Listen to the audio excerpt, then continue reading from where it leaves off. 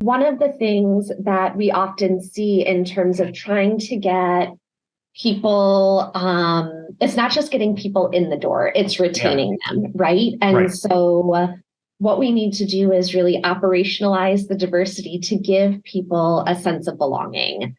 Belonging can be difficult when people look around and they don't see anyone in leadership who looks like them. They don't see anyone on their team who looks like them.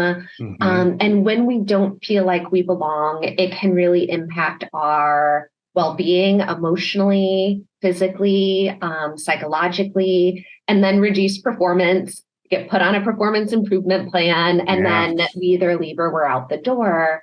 So before even looking at what can women do and under-recognized groups can do, before even looking at that, it's what can the company do to create a sense of belonging and a sense of community? Because people do not readily leave their communities. And so there's no issue getting people in the door if your eyes are open, if you're attending events that really focus in on diversity and inclusion, recruiting from those places that you don't typically recruit from.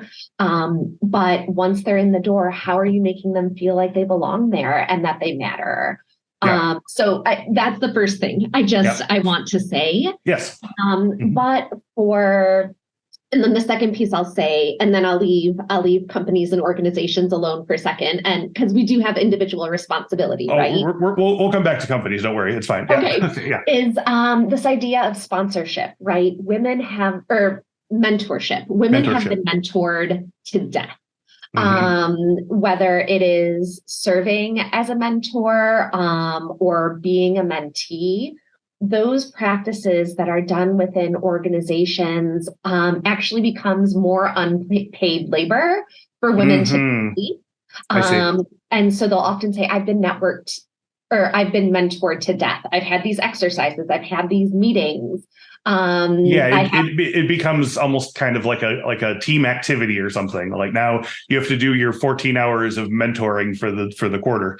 Right, that you don't get paid for, and you know that mentorship is not going to get you to the next level. And so what we really want to start looking at is sponsorship instead. Who's talking about us in the rooms that we're not present in, right? And it's so much more helpful when it is a man who is able to do that, or a man who's able to provide the mentorship.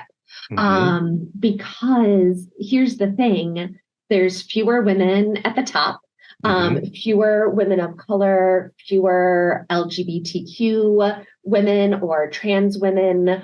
And so when you have people who are coming into the organization, they're assigned to the one person that holds that identity. And then that leader becomes overwhelmed and burnt out with the amount of support that they need to provide.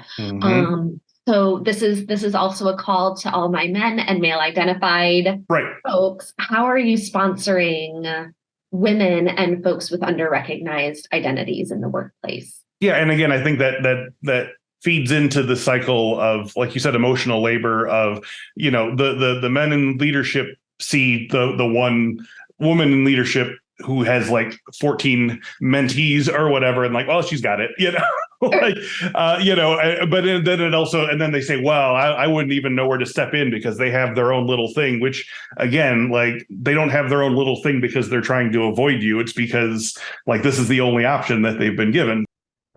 Have you seen Work Bites, the new security awareness training series from Infosec?